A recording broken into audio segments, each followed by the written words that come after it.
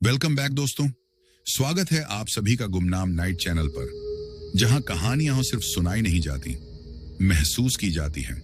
जहां हर शब्द के पीछे छिपा होता है कोई अनकहा सच और हर आवाज में छुपी होती है किसी रूह की सांस। आज मैं लेकर आया हूं आप सबके लिए एक ऐसी दिल दहला देने वाली सच्ची कहानी जो हमारे अपने राजेश भाई की जिंदगी का हिस्सा है। एक ऐसी कहानी जो डर से नहीं बल्कि हिसाब से शुरू होती है और खत्म होती है वहां जहां जिंदगी और मौत की लकीर मिट जाती है। लेकिन दोस्तों, आप सबसे एक छोटी सी रिक्वेस्ट है। आप लोग कहानी तो सुन लेते हैं, डर भी जाते हैं, पर लाइक, शेयर और कमेंट करना भूल जाते हैं। ऐसा मत किया करो दोस्तों, क्योंकि आपका हर एक लाइक और कमेंट हमारे लिए उतना ही जरूरी है जितना इस कहानी में सांस लेना राजेश भाई के लिए था। और हाँ दोस्तों, कृपया वीडियो को पूरा देखा करें, कहानी को पूरा सुना करें, क्योंकि हर सीन, हर आवाज, हर सांस में छिपा है वो रहस्य जो आपको आखिरी सेकंड तक बांधे रखेगा। तो चलिए दोस्तों, बिना किसी देरी के शुरू करते हैं आज की कहानी, राजेश भाई की जुबानी। सदर बाजार की वो गली जहां हर रात कोई ना कोई सातवां सिक्का बन जाता है। और हाँ, अगर कहानी पसंद आए तो लाइक, शेयर, सब्सक्राइब जरूर करें और बेल आइकन दबाना बिल्कुल मत भूलिए, ताकि हमारी अगली डरावनी कहानी सबसे पहले आपके मोबाइल की स्क्रीन पर दस्तक दे सके। आपका एक छोटा सा प्यारा सा कमेंट हमारे लिए बहुत बड़ा मोटिवेशन होता है, क्योंकि आपका साथ ही हमारी रातों को गुमनाम नहीं रहने देता। तो चलिए, लाइट्स बंद कीजिए, हेडफोन लगाइए और शुरू करते हैं ये कहानी। राजेश भाई की जुबानी, सदर बाजार की 11 नंबर गली। कहानी शुरू होती है।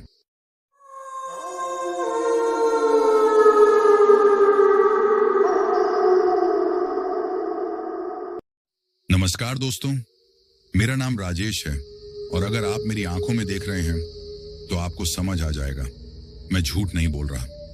मैं अब सिर्फ दिन की शिफ्ट करता हूं, लेकिन जो कहानी मैं आपको सुनाने जा रहा हूं वो उस वक्त की है जब मैं रात की ड्यूटी करता था, दिल्ली के सदर बाजार की 11 नंबर गली में।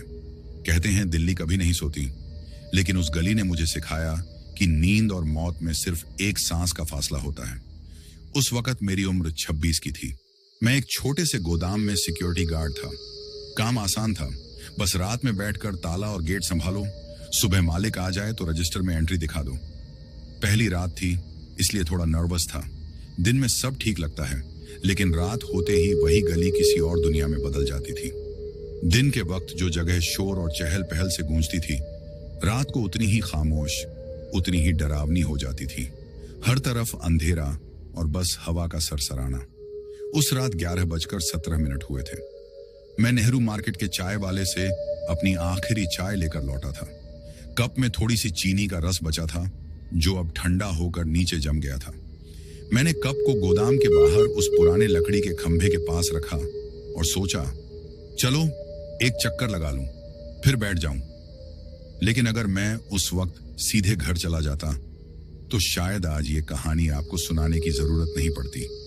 सदर बाजार की वो गली पुरानी थी, दीवारों पर पुराने इश्तेहार, कुछ जगहों पर चूना उखड़ा हुआ और ऊपर लटकते बिजली के तार जो हवा में झूलते हुए किसी मरे हुए सांप जैसे लगते थे। मैंने टॉर्च ऑन की, उसकी रोशनी पीली थी, जैसे किसी बीमार आंख की चमक। दूर तक कुछ साफ नहीं दिख रहा था। गली के कोने में वो पुराना नल था जहां दिन में सब मजदूर पानी पीते थे।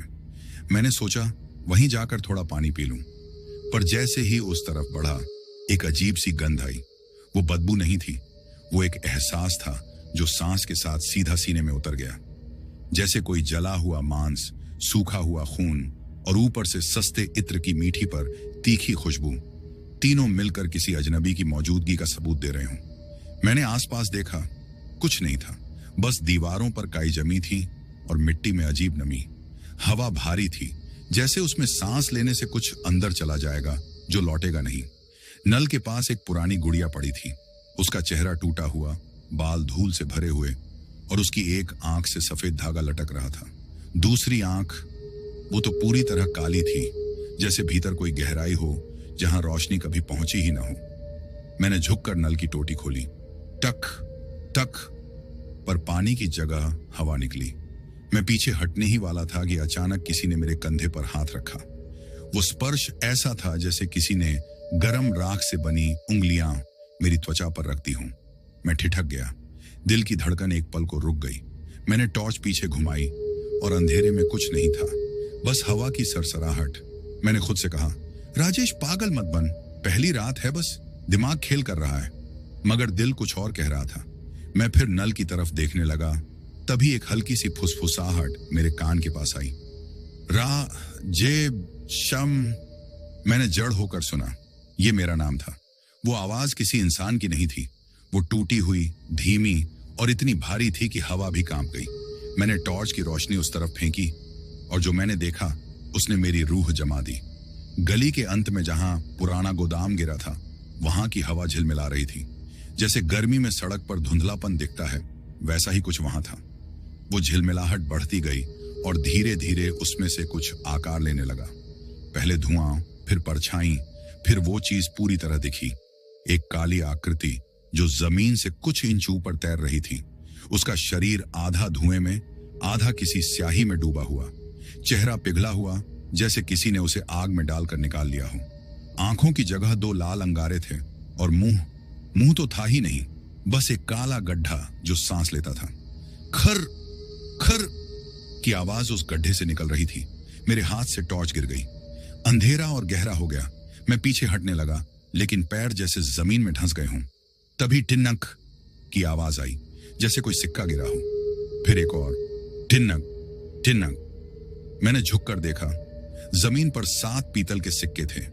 वो किसी चीज से नहीं गिरे थे, वो खुद उस परछाई की छाती से टपक रहे थे।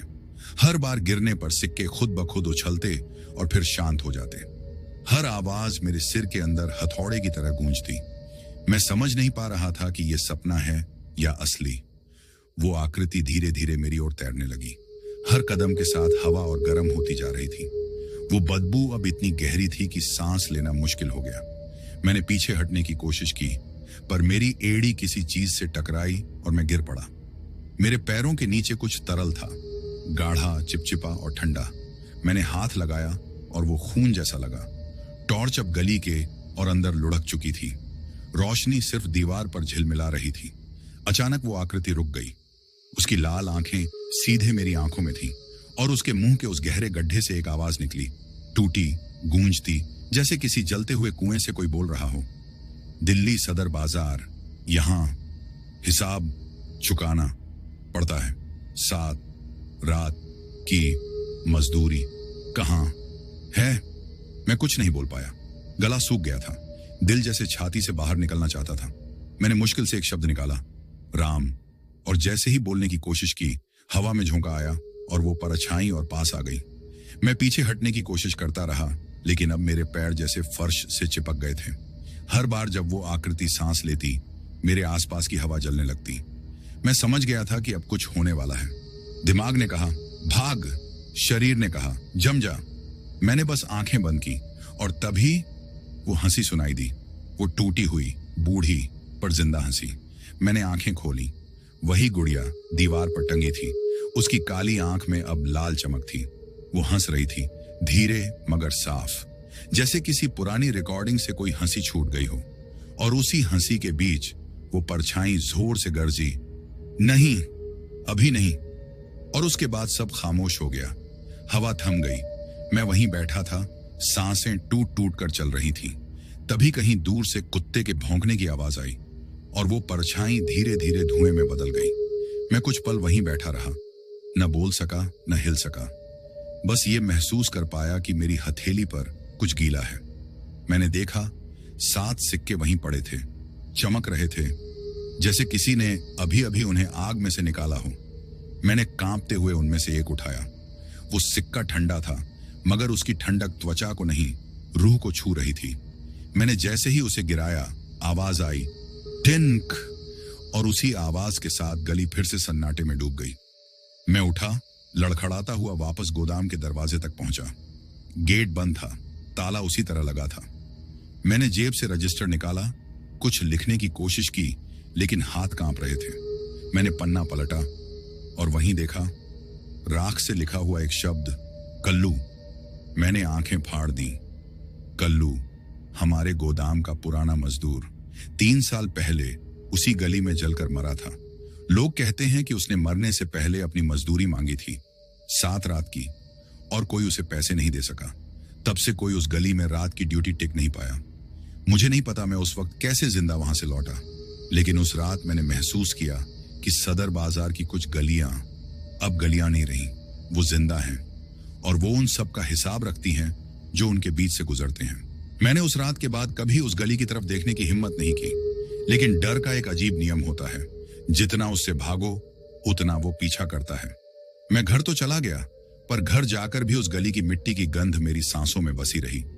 नाक में वही जले हुए मांस, सूखे खून और सस्ते इत्र की गंध। मैंने कपड़े धोए, नहाया, अगरबत्ती जलाई, कुछ भी किया, पर वो गंध नहीं गई। हर रात जब मैं सोने की कोशिश करता तो लगता जैसे कमरे में कोई और भी सांस ले रहा है। दीवारों के बीच से वो खरखराती हुई सांसें आती। रा जे श।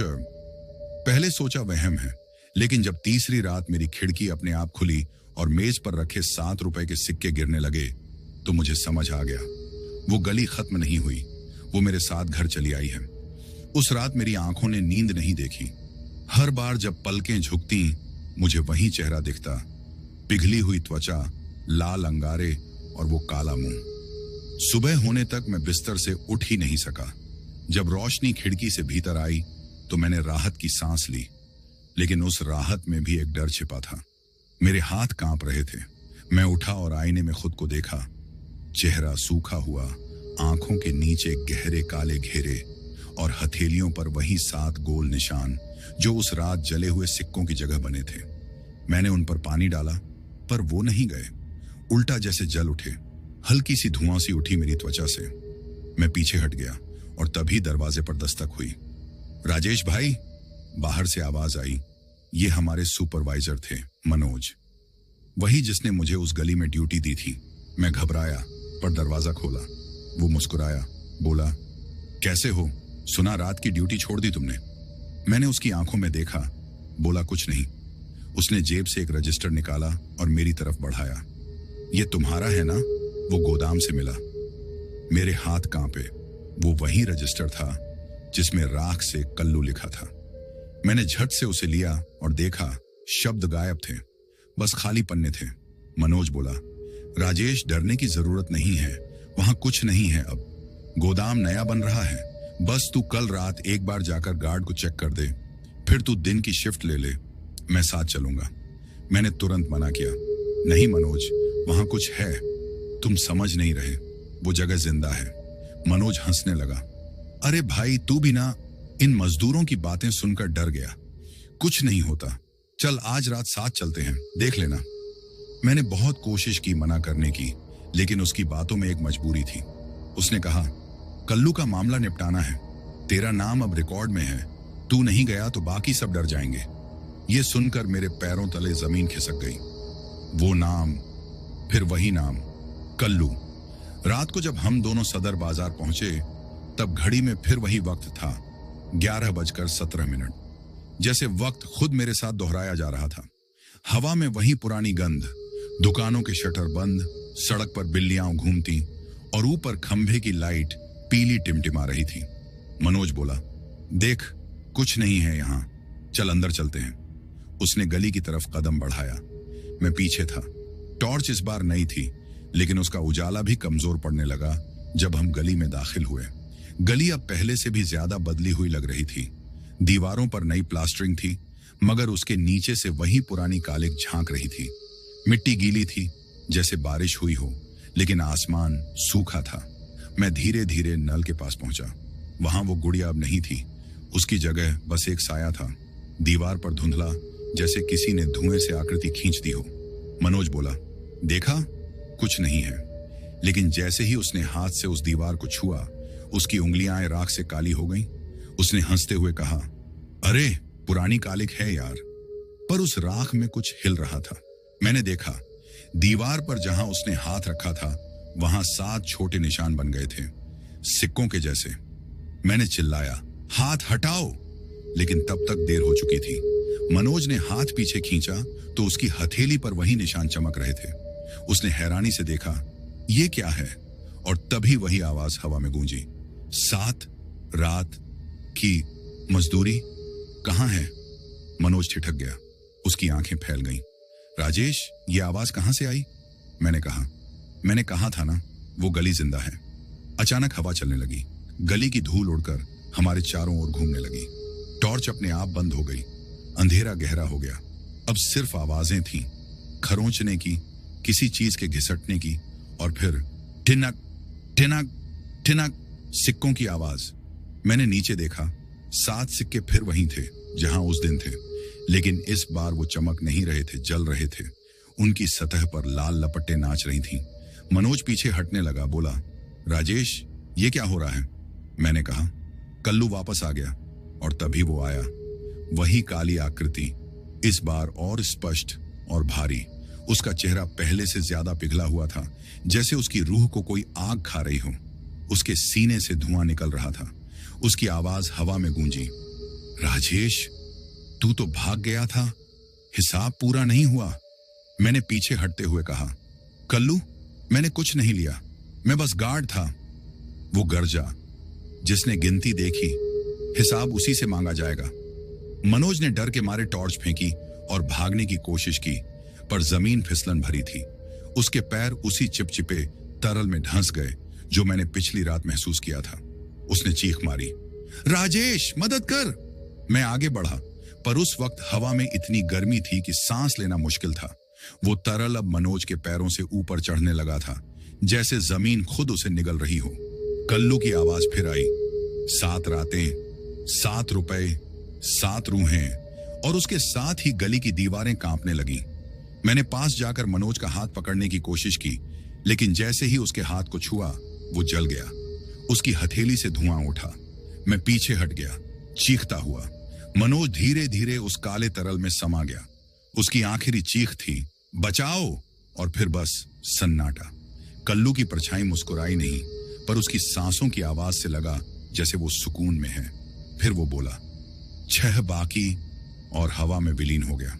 मैं वहीं बैठ गया, थका हुआ, टूटा हुआ। मेरी आंखों से आंसू नहीं, पसीना बह रहा था, या शायद डर। गली अब शांत थी।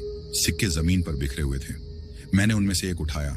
इस बार वो ठंडा नहीं, गर्म था। मेरी हथेली जल उठी। मैंने उसे गिरा दिया और देखा, उस पर उभरा था 1 रुपये का निशान, पर नीचे राख से लिखा था कल्लू।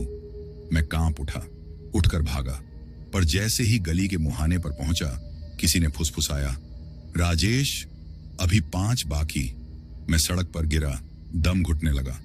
किसी ने मेरा कंधा पकड़ा। आंखें खोली तो एक पुलिस वाला था। बोला, अरे क्या हुआ, यहां क्या कर रहे हो? मैंने कुछ नहीं कहा, बस उठकर भाग गया।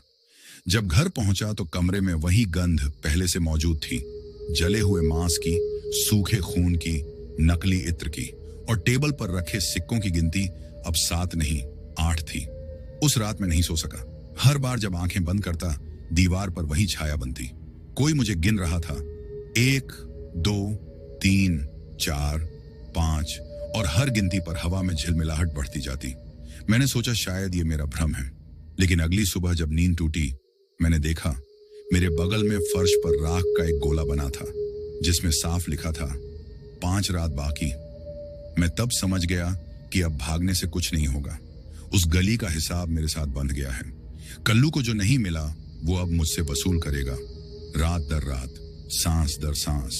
उस सुबह जब मेरी आंख खुली, सूरज पूरी तरह उग चुका था, लेकिन कमरे में फिर भी अंधेरा था, जैसे दीवारों ने रोशनी को अंदर आने से मना कर दिया हो। मेरे बिस्तर के पास राख का वह गोला अब बड़ा हो चुका था। उसमें लिखा था, 5 रात बाकी। मैंने कांपते हाथों से उसे मिटाने की कोशिश की, लेकिन जैसे ही उंगलियां राख को छूती, वो छटककर सुलग उठती। कमरे में वही गंध फिर फैल गई, जला हुआ मांस, सूखा खून और नकली इत्र की मीठी दमघोंटू खुशबू। मैं दीवार से टिक गया, समझ नहीं पा रहा था कि यह सपना है या हकीकत। लेकिन तभी खिड़की के बाहर किसी के कदमों की आवाज आई, थक थक थक। मैंने धीरे से पर्दा हटाया।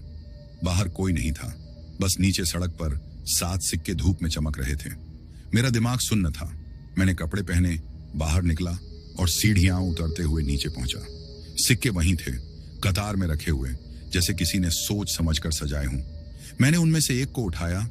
इस बार वह ठंडा नहीं, धड़क रहा था, जैसे उसमें कोई नब्ज हो। मैंने उसे गिरा दिया। उसी पल हवा चली और किसी ने मेरे कान में फुसफुसाया, राजेश, आज तीसरी रात है। मैं पीछे मुड़ा, पर वहां कोई नहीं था। बस हवा में राख के कण तैर रहे थे। मुझे समझ आ गया था कि अब ये रुकने वाला नहीं है। मैं भागना चाहता था, दिल्ली छोड़ देना चाहता था, लेकिन अंदर कुछ कह रहा था, भागकर कहां जाएगा, वो गली तेरे साथ है।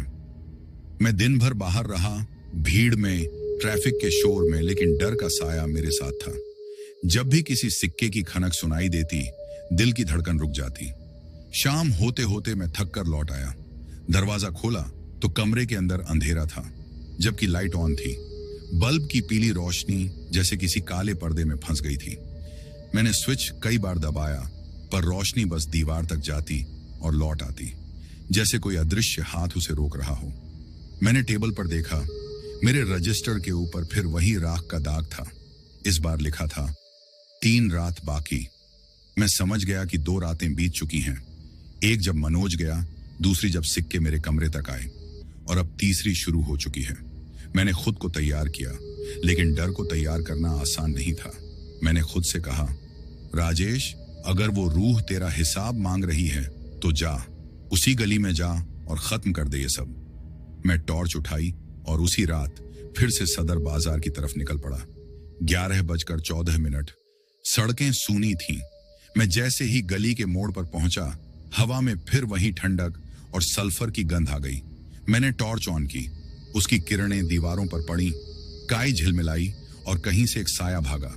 गली के बीचों बीच अब वो नल नहीं था, उसकी जगह बस एक गड्ढा था, जैसे जमीन खुद पिघलकर अंदर धंस गई हो।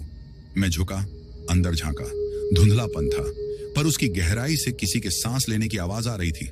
खर खर खर। मेरे कानों के पास वो सांस ऐसे लगी जैसे किसी ने गर्म हवा अंदर छोड़ी हो। मैं पीछे हट गया और तभी सामने दीवार पर वो साया उभरा, पहले धुएं की तरह, फिर आकृति बनकर। वही चेहरा, वही लाल अंगारे, वही काला गड्ढा मुंह। इस बार वो और बड़ा था, जैसे दीवार से निकलकर पूरे गली में फैल गया हो। मैंने पीछे हटना चाहा, पर अब पीछे कुछ नहीं था, बस वही गड्ढा जो नल की जगह बना था। वो आकृति बोली, राजेश, हिसाब पूरा नहीं हुआ। मैंने कांपती आवाज में कहा, क्या चाहता है तू? उसकी आवाज आई, जो 7 रातें लिए बिना चला गया, वो अब तू देगा। मैंने कहा, मैंने तेरा कुछ नहीं लिया। लेकिन वो रूह हंसी, सूखी और डरावनी। जिसने गिनती देखी वही गिनती चुकाएगा। हवा घूमने लगी, चारों तरफ राख का तूफान उठा, दीवारें चीखने लगी। मुझे लगा जैसे पूरी गली जिंदा हो गई है। मैंने कान बंद किए, पर आवाज भीतर तक घुस गई। 7 सिक्के, 7 सांसें, 7 रातें, फिर जमीन पर सिक्कों की खनक। टिन्नक टिन्नक टिन्नक। 7 सिक्के घूमते हुए मेरे पैरों के चारों ओर आ गए। उनमें से एक अपने आप ऊपर उठा और मेरी हथेली से चिपक गया। मेरी त्वचा जलने लगी। मैंने झटका दिया, पर वो नहीं छूटा। सिक्का मेरी हथेली के अंदर समा गया। मैं चीख पड़ा और फिर वही आवाज, 4 बाकी। मैं दर्द से गिर पड़ा। मेरा सिर जमीन से टकराया और आंखों के आगे अंधेरा छा गया। जब होश आया तो मैं उसी गली में पड़ा था, मगर अब सब शांत था। पर एक अजीब बात थी, गली में अब कोई दरवाजा, कोई खिड़की नहीं थी, सिर्फ दीवारें, और दीवारों पर राख से बने निशान, जैसे किसी ने हथेलियां दबाई हों। मैंने उठने की कोशिश की, तभी पीछे से किसी ने हंसकर कहा, अब तू देखेगा असली गिनती। मैं मुड़ा। वहां कल्लू नहीं, बल्कि कई साए थे। 7 आकृतियां, हर एक अलग आकार की, कोई झुकी हुई, कोई अधजली, कोई पूरी तरह राख में बदली। मैं चौंक गया। ये कौन है? जवाब आया, जो पहले यहां ड्यूटी करते थे, हर एक ने एक रात दी। मैं पीछे हटने लगा। साए धीरे धीरे मेरे चारों ओर घूमने लगे। उनकी आंखों में कोई रंग नहीं था, बस खालीपन। उनमें से एक बोला, अब तेरी बारी है राजेश। मैंने टॉर्च उठाई, लेकिन रोशनी जैसे उनके अंदर समा गई, कुछ दिखा नहीं। तभी उनमें से एक ने मेरे कंधे पर हाथ रखा। वही गर्म राख का एहसास, वही गंध।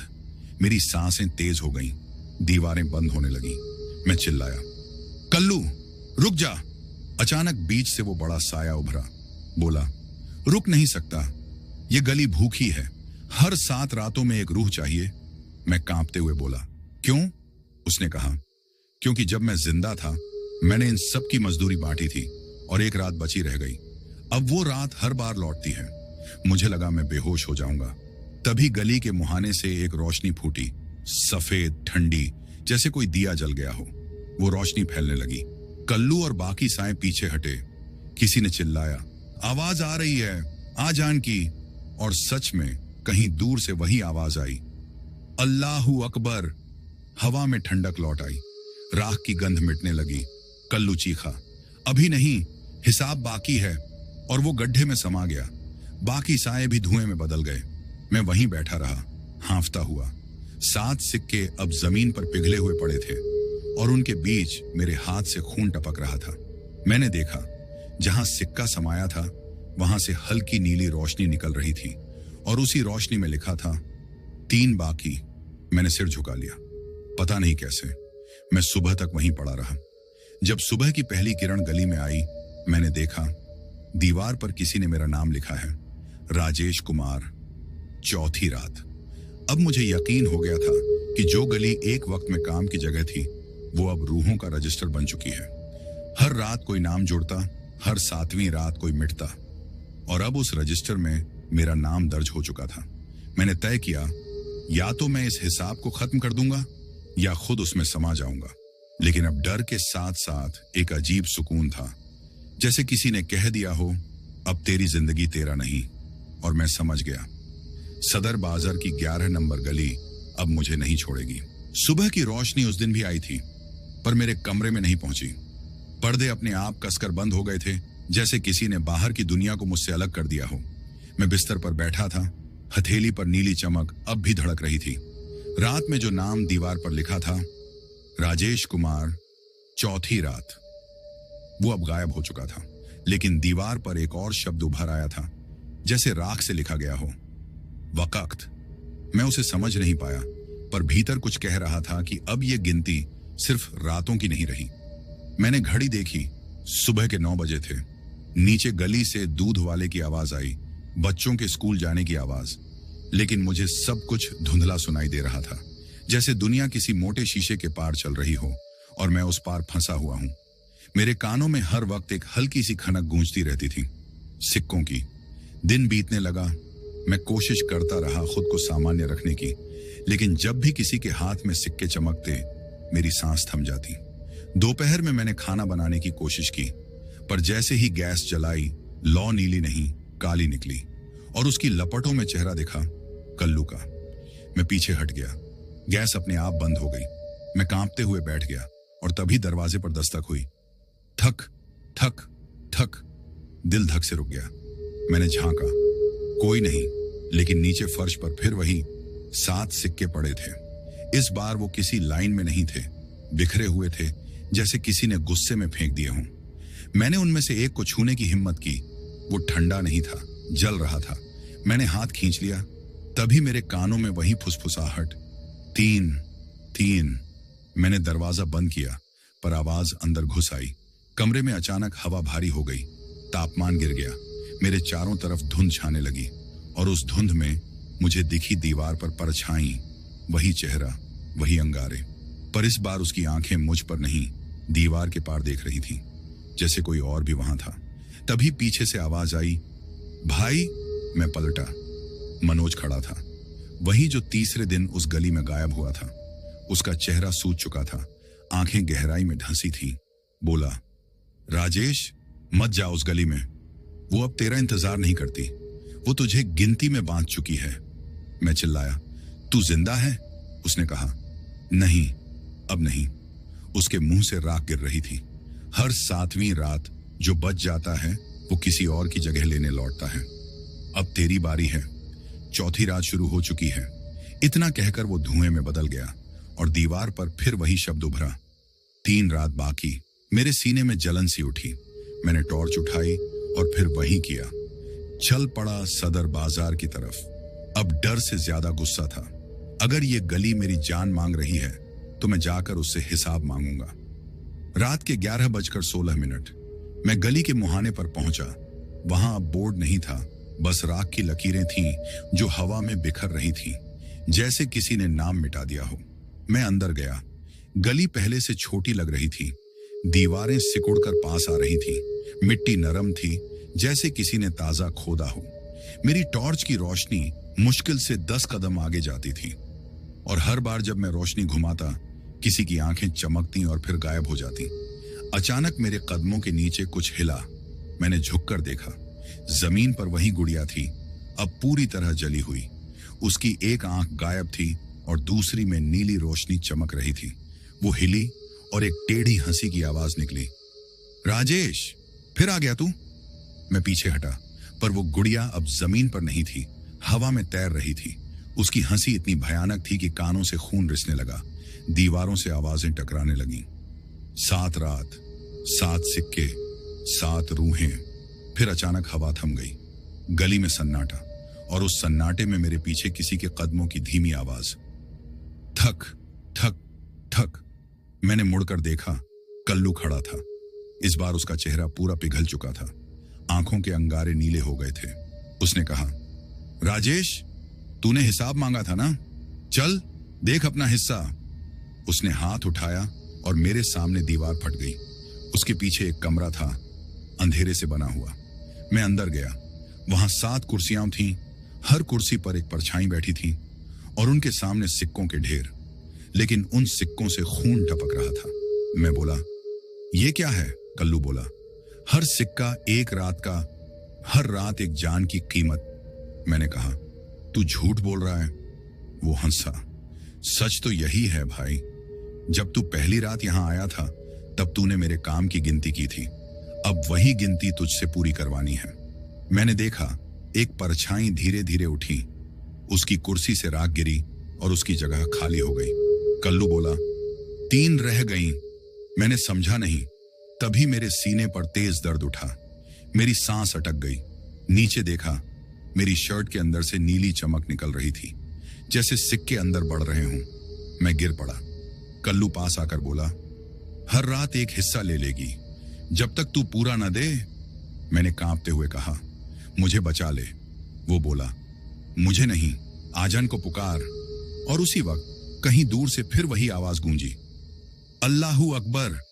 उस आवाज के साथ हवा में एक ठंडी लहर दौड़ी। कमरे की दीवारें टूटने लगीं। नीली रोशनी सफेद हो गई। कल्लू चिल्लाया, नहीं, अभी नहीं, और राख में बदल गया। सारे सिक्के जमीन पर गिरकर राख बन गए। गली फिर से शांत। मैं जमीन पर पड़ा था, सांसें टूटी हुई। दीवार पर इस बार कोई शब्द नहीं लिखा था, बस राख से बनी एक लकीर थी। 2 बाकी। मैंने सिर उठाया तो देखा, गली की दीवार अब खुली हुई थी और बाहर सुबह का उजाला झलक रहा था। मैं किसी तरह बाहर निकला। जब मैं घर पहुंचा तो देखा, दरवाजा अपने आप खुला हुआ था। अंदर सब वैसा ही था, सिवाय एक चीज के। मेरे रजिस्टर पर अब राजेश कुमार के नीचे 2 और नाम लिखे थे, मनोज और कल्लू, और नीचे 2 रात बाकी। मैं कांप गया। इसका मतलब अब अगली 2 रातों में वो दोनों लौटेंगे। लेकिन किस लिए? मेरी जान लेने या हिसाब पूरा करने? मैंने उसी रात फैसला लिया, अगर अब ये गली मुझ में बस चुकी है तो मैं उसकी आखिरी रात तक उसका सामना करूंगा। लेकिन अंदर कहीं एक हल्की सी उम्मीद थी, शायद वो आजन फिर मुझे बचा ले। शायद इस बार हिसाब पूरा होने से पहले मैं समझ जाऊं कि असली गिनती क्या है। सुबह की किरणें खिड़की से अंदर आईं, लेकिन कमरे की दीवारों पर वो टिक नहीं पाईं। जैसे उजाले को भी अब यहां आने से डर लग रहा था। मैंने टेबल पर रखा रजिस्टर खोला। उस पर राख अब भी बिखरी थी और 2 रात बाकी शब्द जैसे सांस ले रहे थे। हर बार जब मैं पन्ना पलटता, राख उड़ती नहीं, मेरे उंगलियों से चिपकती थी। लगा जैसे ये अब कागज नहीं, किसी की यादें हैं जो मेरा नाम दोहराती हैं। मैंने खुद से कहा, बस 2 रातें और। लेकिन दिल में कहीं गहराई में एक बात बैठ चुकी थी, शायद अब कोई सुबह नहीं आने वाली। शाम तक मैं बार बार अपने हाथों को देखता रहा। 7 सिक्कों के निशान अब उभरे नहीं थे, बल्कि अंदर धंस चुके थे, जैसे मेरी रगों में धातु बह रही हो। मेरी हथेलियों में अब वो हल्की खनक नहीं, बल्कि एक ठंडी गूंज थी। रात के करीब 10 बजे बाहर तेज हवा चली। पर्दे झूल गए, दरवाजा अपने आप खुला, और मुझे वो गंध फिर महसूस हुई। वही सल्फर और सड़े मांस की मिली जुली महक। मैं समझ गया, 5वीं रात शुरू हो चुकी थी। मैंने टॉर्च उठाई, रजिस्टर जेब में रखा और बिना सोचे गली की तरफ चल पड़ा। इस बार मेरे कदमों में डर नहीं, ठान सी गई थी। दिल्ली की गलियां उस रात जैसे मरी हुई थीं। कहीं कहीं कुत्ते भौंकते, फिर अचानक चुप हो जाते। घड़ियां 11:16 दिखा रही थी।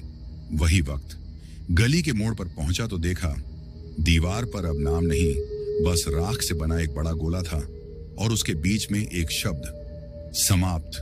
मैं हंसा। आज देखता हूं कौन खत्म करता है किसे। जैसे ही गली में कदम रखा, जमीन कांपी, दीवारों से खून की धाराएं बह निकली और हवा में राख उड़ने लगी। मैं आगे बढ़ता गया। मिट्टी में अब सिक्कों की खनक नहीं, बल्कि फुसफुसाहटें थीं। राजेश, राजेश।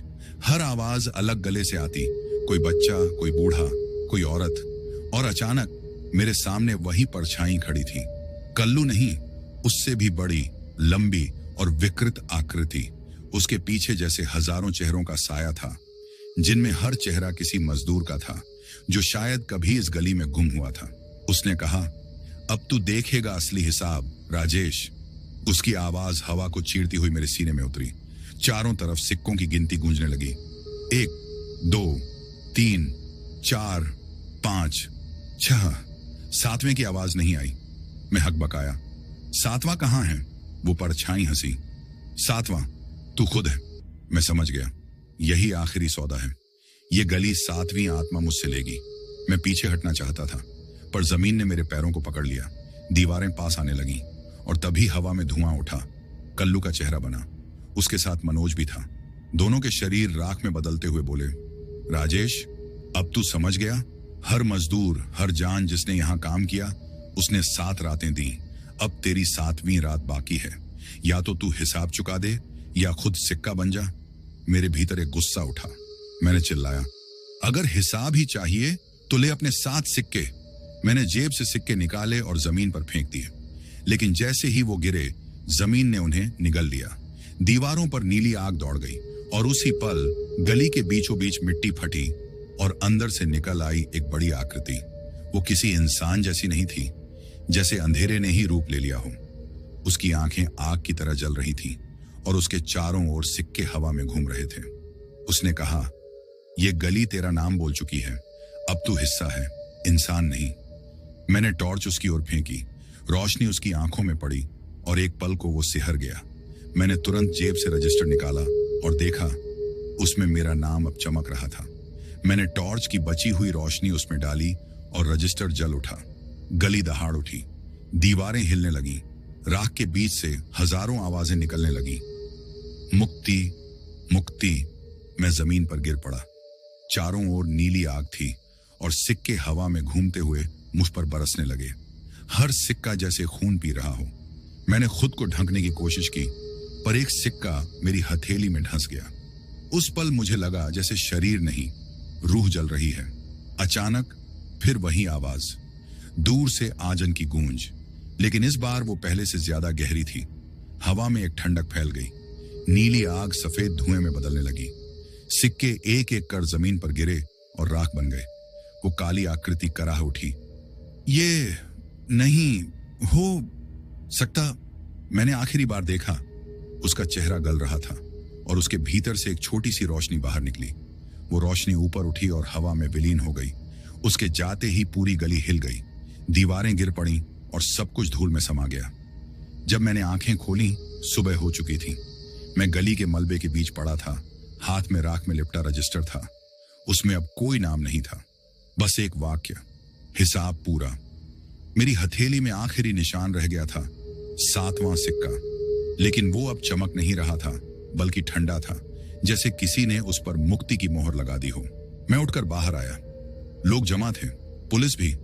किसी ने कहा, यह जगह तो कल रात जल गई थी, कोई बचा ही नहीं। मैंने चुपचाप उनकी ओर देखा, फिर पीछे मुड़ा। गली अब गायब थी, बस वहां राख का टीला था और हवा में हल्की सी गंध, इत्र और खून की। मैं धीरे धीरे चला। रास्ते में बच्चों की हंसी सुनाई दी और किसी दुकान से चाय गरम की आवाज आई। मैंने जेब में हाथ डाला, एक सिक्का निकला, वही 7वां। उस पर लिखा था, मुक्त। मैं मुस्कुराया, और पहली बार मुझे सांस लेते हुए डर नहीं लगा। पर जैसे ही वो सिक्का जमीन पर गिरा, पीछे से किसी की आवाज आई, अब किसी और की 7 रात शुरू होती है। मैं पलटा, कोई नहीं था, लेकिन हवा में वही मीठी सड़ी गंध फिर तैरने लगी। मैंने सिक्के को देखा, अब उस पर 7 रुपए बाकी लिखा था, और यही थी मेरी आखिरी ड्यूटी, सदर बाजार की 11 नंबर गली की, जहां रातें गिनती नहीं, रूहें हिसाब रखती हैं। तो दोस्तों, ये थी सदर बाजार की 11 नंबर गली की कहानी, राजेश भाई की जुबानी। कहानी तो खत्म हो गई है, लेकिन डर अब भी बाकी है, क्योंकि कुछ गलियां छोड़ने से नहीं छूटती। वो हमारे साथ चलती हैं, हमारी सांसों में, हमारी नींद में, और कभी कभी हमारे मोबाइल की स्क्रीन से भी बाहर निकल आती हैं।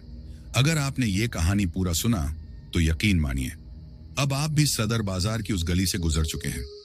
बस फर्क इतना है, राजेश ने वहां 7 सिक्के छोड़े थे और आपने एक डर अपने दिल में।